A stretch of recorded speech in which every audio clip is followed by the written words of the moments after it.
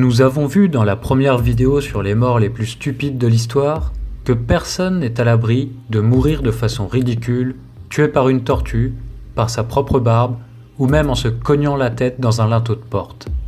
Voilà la suite de cette vidéo et on va parler des pires morts du 19e siècle à nos jours. Puissent-ils tous reposer en paix. En 1864, le mathématicien George Boole est malade. Il a attrapé froid. Heureusement, ou pas d'ailleurs, sa femme est médecin autoproclamé, adepte de l'homéopathie et du dicton « soigner le mal par le mal ». Elle décide alors d'asperger son mari d'eau glacée afin de renforcer son corps. George Boole décède d'une pneumonie quelques jours plus tard. Si vous vous sentez mal, allez voir un vrai médecin. Clément Vallandigham est avocat et homme politique nord-américain. En 1871, un de ses clients est accusé d'homicide lors d'une fusillade dans un bar. Voulant prouver de manière irréfutable l'innocence de son client, Clément organise une reconstitution des faits des plus réalistes. Si réaliste qu'il se blesse mortellement avec un pistolet qu'il croyait déchargé. Pas sûr que ça ait joué en la faveur de son client.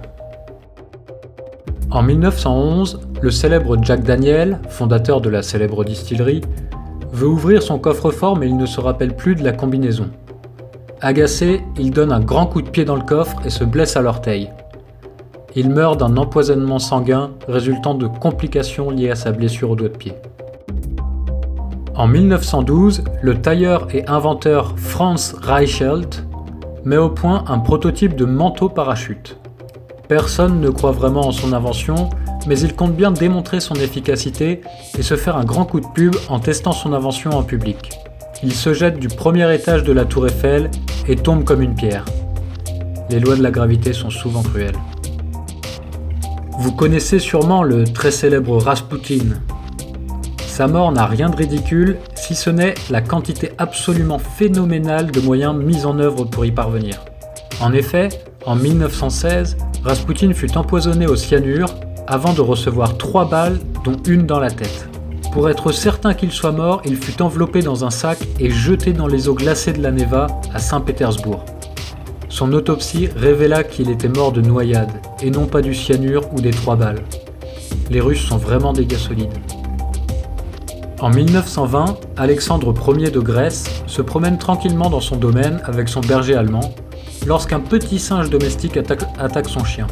Le roi s'interpose entre les deux animaux, mais un second primate surgit et attaque le roi, lui mordant profondément les jambes et le ventre.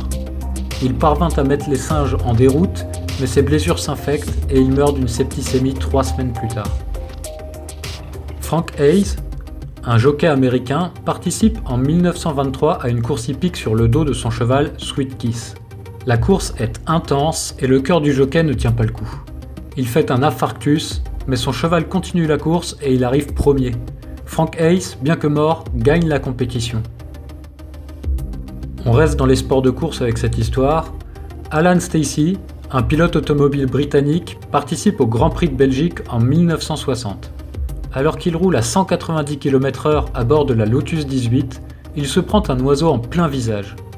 Il perd le contrôle du véhicule qui traverse un talus et prend feu instantanément. L'oiseau, qui était russe, survécut. Ça, c'est pas vrai. David Grundman, un Américain de 27 ans, s'amuse dans le désert d'Arizona à tirer sur des cactus. Lorsqu'il tombe sur un spécimen de cactus particulièrement grand, il ne peut résister. Il s'approche et tire quelques balles dedans. Haut de 7 mètres, le cactus lui tombe sur la tête et il meurt sur le coup. Mais qu'est-ce que les cactus lui avaient fait en fait ? Il s'est fait karma direct. Celle-là, tout le monde la connaît, elle figure dans les Darwin Awards. En 1993, Gary Hoy, un avocat de Toronto, voulant prouver que les vitres de la TD Tower, un immense gratte-ciel de Toronto, étaient incassables, il se jette contre l'une d'entre elles. La vitre ne se brise pas, elle est bien incassable. Par contre, elle se déloge de son cadre et Gary fit une chute de 24 étages, emmenant la vitre avec lui. En 1999, Betty Stobb, une femme de 67 ans, se promène à vélo sur les côtes d'Angleterre quand soudain, elle est attaquée par un troupeau de moutons. Ces derniers chargent son vélo et précipitent la femme du haut d'une falaise de 30 mètres. Betty survit à l'accident mais se prend son vélo sur la tête. C'est triste, mais ça ressemble tellement à un gag de bande dessinée. En 2019, João Mario de Souza, un Brésilien de 45 ans, dort paisiblement chez lui lorsqu'une vache traverse le plafond et l'écrase dans son sommeil. En effet, l'animal de près d'1 tonne s'était aventuré sur le toit de la maison construite au flanc de la colline. Cette dernière histoire a beaucoup fait parler cette année. Le Californien Mike Hughes, persuadé que la Terre était plate, essaye d'en obtenir la preuve depuis des années. Il s'est tué à bord d'une fusée artisanale à vapeur fabriquée par ses soins le 22 février 2020. Il n'en était pas à son coup d'essai et avait déjà frôlé la mort plusieurs fois. Alors, ça t'a plu ? Dis-moi ce que tu penses de tout ça dans les commentaires. N'hésite pas à t'abonner et à mettre un petit pouce bleu, ça fait toujours plaisir.